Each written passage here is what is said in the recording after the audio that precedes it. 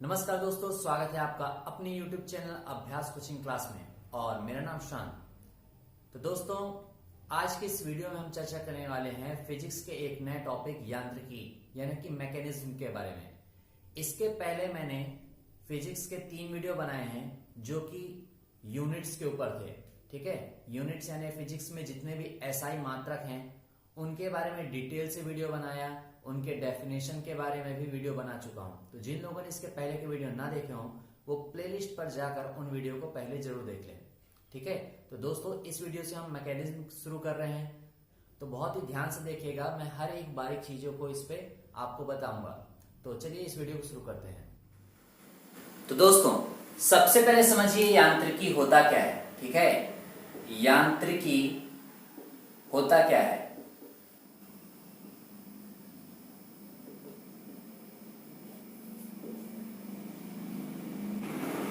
Mechanism होता क्या है। तो दोस्तों सबसे पहले समझिएगा यांत्रिकी यानी कि मैकेनिज्म क्या होता है। तो यांत्रिकी फिजिक्स की वह शाखा है जिसके अंतर्गत हम पिंडों पर लगने वाले बाह्य बल, कोई भी पिंड हो उस पर लगने वाला जो बाह्य बल होगा और उस बाह्य बल के द्वारा जो उत्पन्न गति होगी, हम उनका अध्ययन करते हैं। यानी बाह्य बल और उससे उत्पन्न गतियों का अध्ययन करते हैं। यानी यांत्रिकी भौतिकी की वह शाखा है। मैं जो भी चीजें आपको बताने वाला हूं वो आप लोग फेयर पे नोट करते चलिएगा। ठीक है, साथ साथ नोट्स बनाते चलिएगा। जो बच्चे पीएससी यूपीएससी की तैयारी कर रहे हैं, हर एग्जाम में आपको ये मदद करेगा। ठीक है, भौतिक विज्ञान की वह शाखा है जिसके अंतर्गत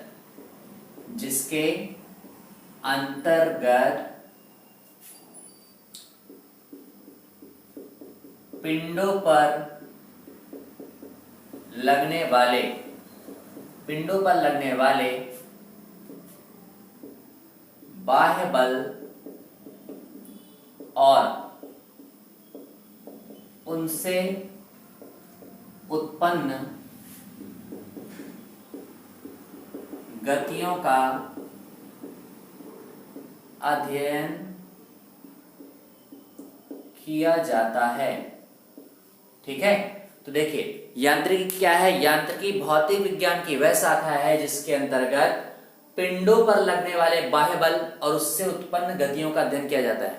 मान लीजिए यहां पर कोई पिंड रखा है। ठीक है, यहां पर कोई पिंड रखा है और मैं इस दिशा की ओर कोई क्या लगा दूं, बल लगा दूं। ठीक है, ये सरफेस पे मान लीजिए पड़ा है, सरफेस पे है, धरातल पे रखा है कोई पिंड।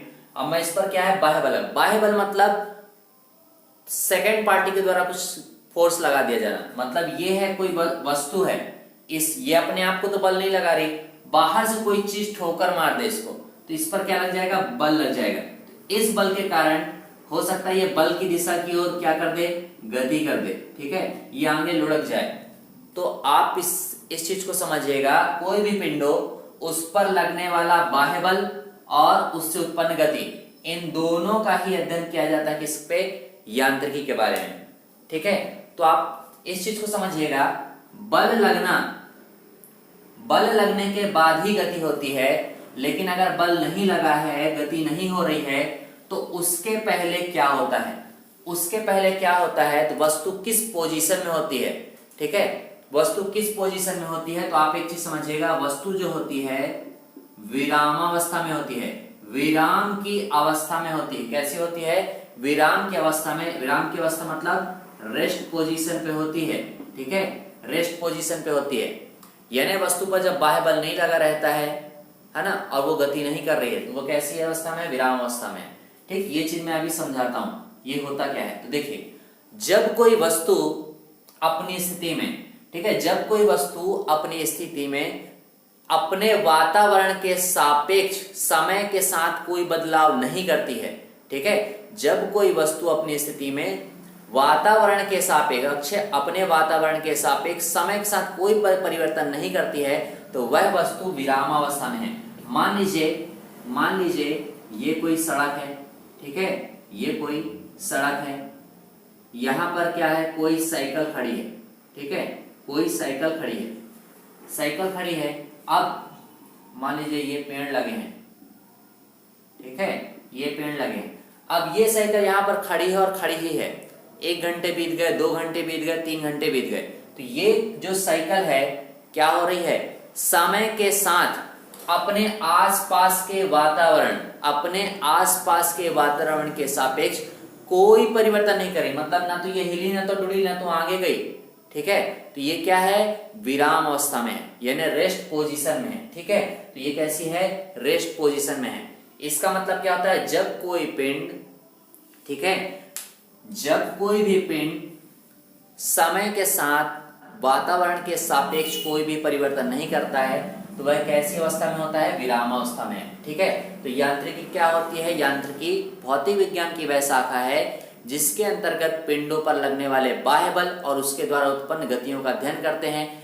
बल लगना और गति होना, इसके पहले वस्तु किस अवस्था में होती है, तो वो होती है क्या, विराम अवस्था। आप लोग टॉपिक बाय टॉपिक डाल के लिखते चलिएगा, विराम लिखिएगा, जो मैं डेफिनेशन बोला हूं उसको लिखिएगा, वीडियो को पॉज करिएगा, रिपीट करिएगा और लिखते चलिएगा, ठीक है ना।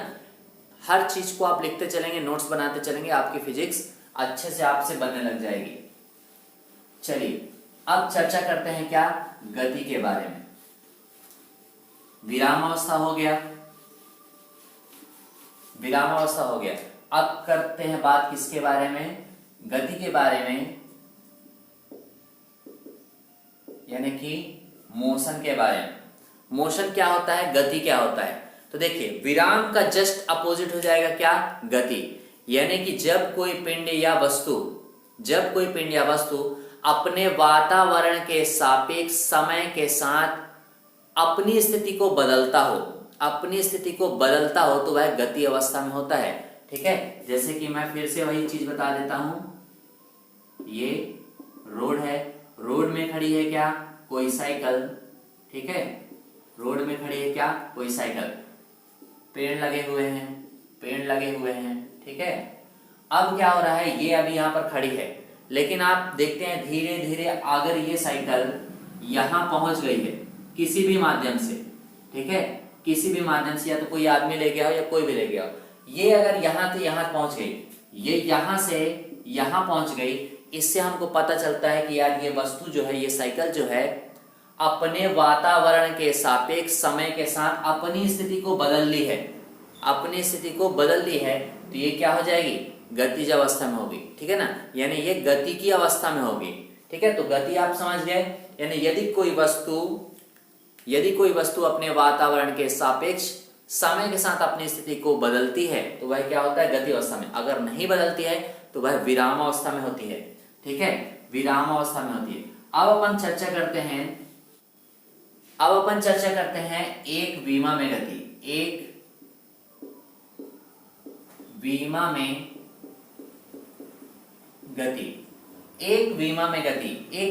गति मतलब क्या होता है इसको समझिएगा। इंग्लिश में इसको कहते हैं ये मोशन इन वन डायमेंशन। क्या कहते हैं, मोशन इन वन डायमेंशन, ठीक है, मोशन इन वन डायमेंशन। ये क्या होता है, तो देखिए एक विमा में गति का मतलब होता है लंबी सीधी रेखा पर की जाने वाली गति को हम क्या कहेंगे, एक विमा में गति, लंबी सीधी रेखा पर, ठीक है। ऐसे कोई लंबा रास्ता हो, ठीक है, ऐसा कोई लंबा रास्ता हो और एकदम सीधा हो, लंबी सीधी रेखा पर मान लीजिए कोई घुड़सवार लगातार दौड़ते जा रहा है, तो उसकी गति क्या कही जाएगी, मोशन इन वन डायमेंशन, यानी कि एक विमा में गति, ठीक है। उदाहरण के लिए आप समझ सकते हैं, उदाहरण के लिए हो जाए क्या, सीधी सड़क पर कार की गति, ठीक है, उदाहरण हो जाएगा सीधी सड़क पर कार की गति, ठीक है, यह है क्या, मोशन इन वन डायमेंशन। तो ये चीज आप समझ गए। आपने समझा क्या कि यांत्रिकी क्या होता है, आपने समझा क्या विराम क्या होता है, गति क्या होती है, ठीक है। इसके बाद मैंने आपको बताया क्या, एक विमा में गति। अब अपन चर्चा करेंगे गति कितने प्रकार की होती है, ठीक है, गति कितने प्रकार की होती है। चलिए दोस्तों, अब अपन चर्चा करने वाले हैं गति कितने प्रकार की होती है। ठीक है, गति कितने प्रकार की होती है तो आप समझिएगा, वस्तुओं में गति कई प्रकार की हो सकती है, कई प्रकार की हो सकती है, लेकिन इसमें से जो मेन गति होती है वह 3 तरह की होती है। ठीक है, जिसको हमको अध्ययन करना है। उसके अलावा सारी गतियों का अध्ययन करना है ऐसा नहीं है, लेकिन 3 मेन गति है। अब देखिए, मैं आपको जो बताने वाला हूं ध्यान समझिएगा ना। कुछ बुकों में जो 3 गतियां रहती हैं, हो सकता है वो किसी दूसरी गतियों को ऐड कर ले, दूसरी बुक में दूसरी गतियों को ऐड कर ले। ठीक है, तो आप कंफ्यूज मत होइएगा, सारी गतियां मैं समझा दूंगा। ठीक है, सारी गतियां अपन समझने वाले हैं, तो बस आप लोग क्या करिएगा, नोट्स बनाते चलेगा। अब पहली जो गति मैं आपको समझाने वाला हूं वो है स्थानांतरी गति। ठीक है, स्थानांतरीय गति। ठीक है, स्थानांतरी गति, स्थानांतरी गति का मतलब होता है ट्रांसलेटरी मोशन। ठीक है, क्या होता है, ट्रांसलेटरी मोशन।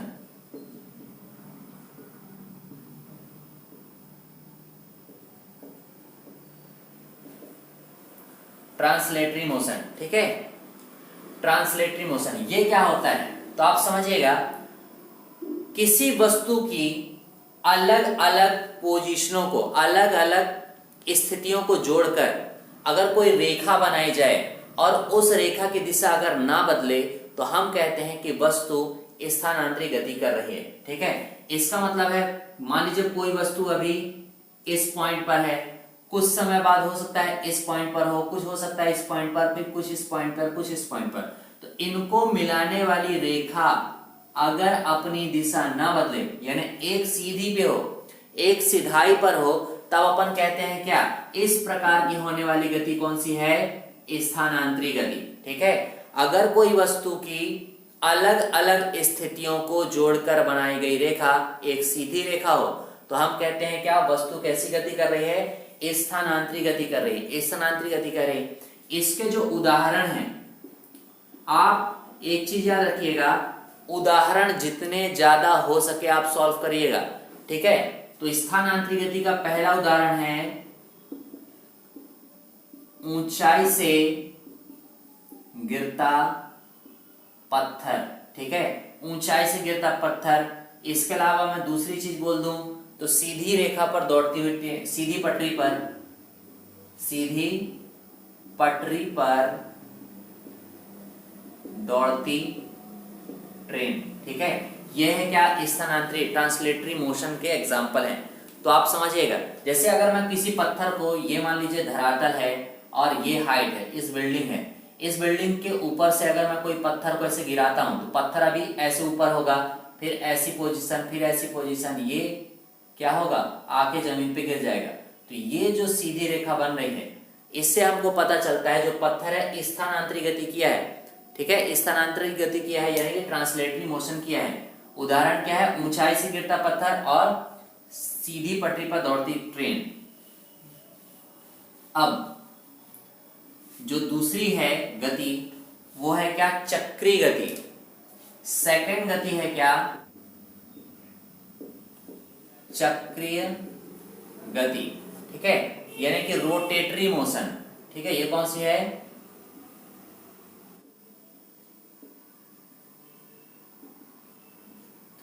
Rotatory motion. ठीक है, रोटेटरी मोशन समझिएगा। चक्रीय गति क्या होता है, चक्रीय गति क्या होता है तो आप एक चीज समझिएगा, कोई भी वस्तु अगर गतिशील है तो गतिशील वस्तु का प्रत्येक बिंदु अगर वृत्त पर घूम रहा हो, एक वृत्त पर घूम रहा हो, तो ऐसी गति को हम क्या कहते हैं, चक्रीय गति। ठीक है, इसके क्या कहते हैं, चक्रीय गति। यानी कि कोई गतिशील वस्तु का प्रत्येक बिंदु, ठीक है, प्रत्येक बिंदु वृत्त पर घूमता हो। ठीक है, एक वृत्त पर घूमता हो तो ऐसी गति कहलाती है क्या, चक्रीय गति। तो आप समझिएगा, आपने वो देखे होंगे आकाशीय झूले। ठीक है, आपने आकाशीय झूले देखे होंगे, आप बैठे भी होंगे मेला में जो आकाशीय झूला लगता है। तो देखिए, झूले क्या करते हैं, ऐसे ऊपर से नीचे आते हैं, फिर ऊपर जाते हैं, फिर नीचे जाते हैं। तो ये क्या हो रहा है, एक चक्कर काटने वाली गति हो रही है। अगर मैंने कहा क्या, कोई गतिशील वस्तु, ये जो झूला है वो गतिशील है, वस्तु का प्रत्येक बिंदु, चाहे आप इस ट्रॉली की बात कर लीजिए, इस ट्रॉली की बात कीजिए, या फिर किसी उसमें लगने वाले नट बोल्ट की बात कर लीजिए, वो क्या कर रहा है, एक वृत्त पर घूम रहा है, एक वृत्त पर घूम रहा है।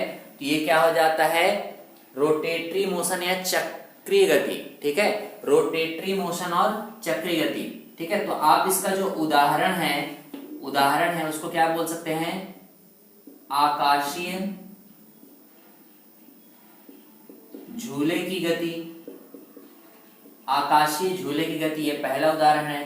दूसरा बोल सकते हैं क्या, कुम्हार के चाक की गति। ठीक है, कुम्हार के चाक की गति। कुम्हार का चाक आपने देखा होगा, इस टाइप का गोल रहता है, यहाँ पर छेद रहता है, और यहाँ पर उसमें क्या रहता है, हैंडल रहता है। इस हैंडल को ऐसे पकड़ के वो गोल गोल गोल गोल घुमाता है ना, गोल गोल घुमाता है। आजकल मोटर लगने लगी है, तो यहाँ पर चाहे आप इस पॉइंट की बात कर लो, इधर पॉइंट, किसी भी पॉइंट की बात कर लो, वो घूमेगा है ही, चक्कर काटेगा एक वृत्तीय कक्षा में। ठीक है, तो इस प्रकार की जो गति होती है वो क्या होती है, चक्रीय गति होती है। उदाहरण याद रखिएगा, आकाशीय झूले की गति, दूसरा है क्या, कुम्हार के चाक की गति। यानी कोई भी गतिशील वस्तु, उसका हर एक बिंदु एक वृत्त पर घूमता हो तो हम क्या कहते हैं, चक्रीय गति कहते हैं।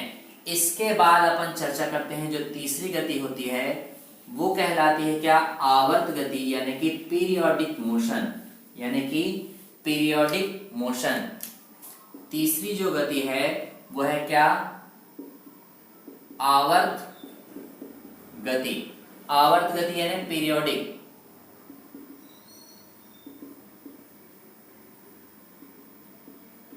Periodic motion. आवर्त गति क्या होता है, तो आप समझिएगा, आवर्त गति क्या होता है, कोई गतिशील वस्तु एक निश्चित समयांतराल बाद अपनी गति को दोहराए। आवर्त गति का मतलब क्या होता है, कोई गतिशील वस्तु निश्चित समयांतराल बाद अपनी गति को दोहराता है।